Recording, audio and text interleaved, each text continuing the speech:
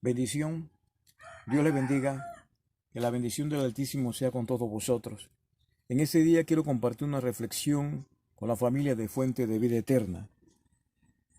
En Deuteronomio capítulo 6, verso 1 al 2 nos dice: estos pues son los mandamientos, estatutos y decretos que Jehová vuestro Dios mandó que os enseñase, para que los pongáis por obra en la tierra a la cual pasáis vosotros para tomarla, para que temáis a Jehová tu Dios, guardando todos sus estatutos y sus mandamientos que yo te mando, tú, tu hijo y el hijo de tu hijo, todos los días de tu vida, para que tus días sean prolongados.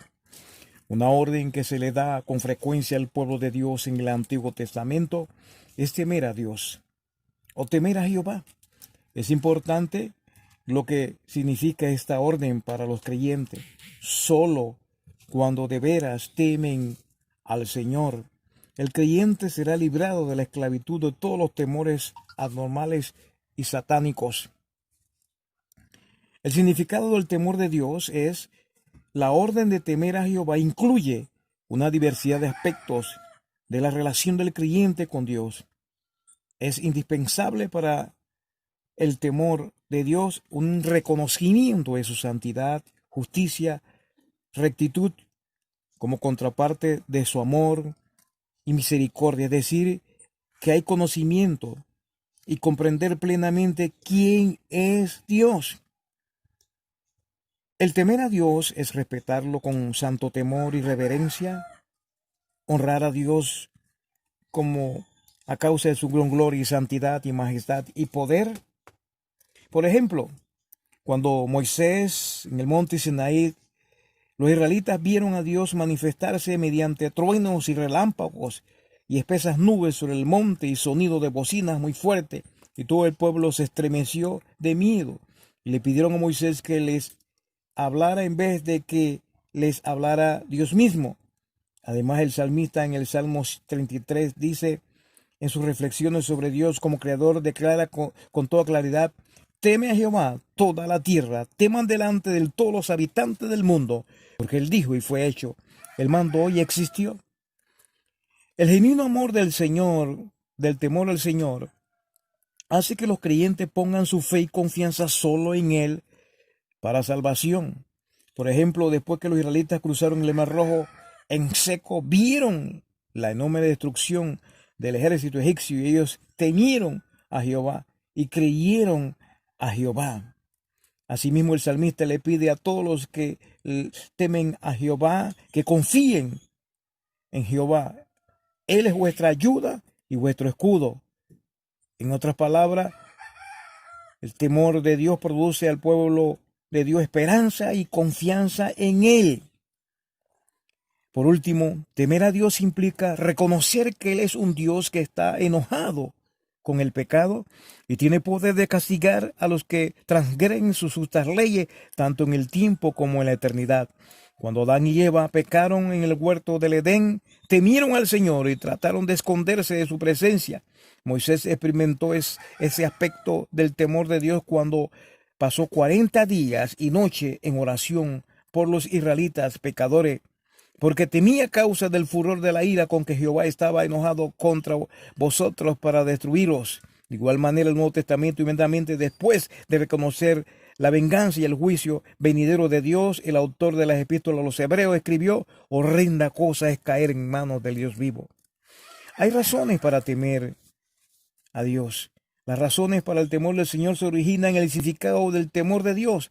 Se le debe temer a causa de su gran poder, el creador de todas las cosas y de todas las personas.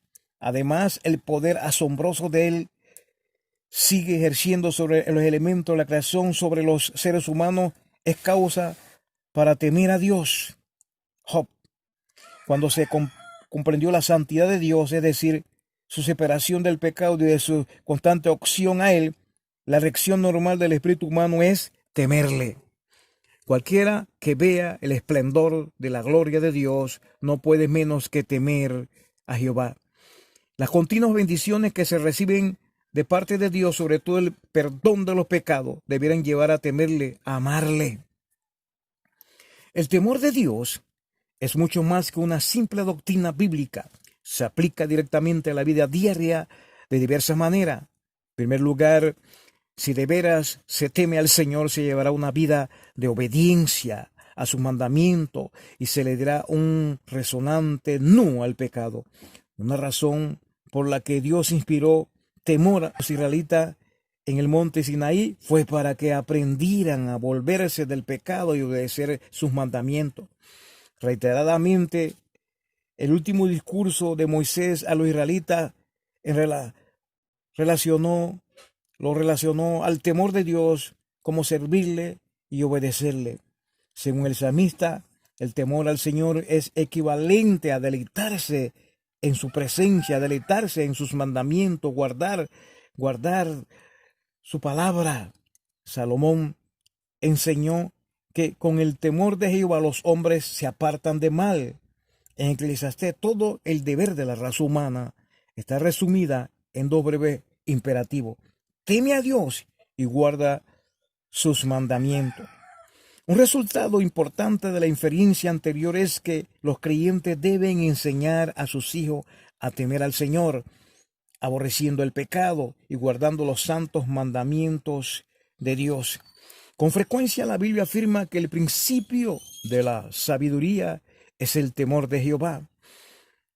Como un propósito fundamental de la instrucción de los hijos es que vivan de acuerdo con los principios de la sabiduría de Dios.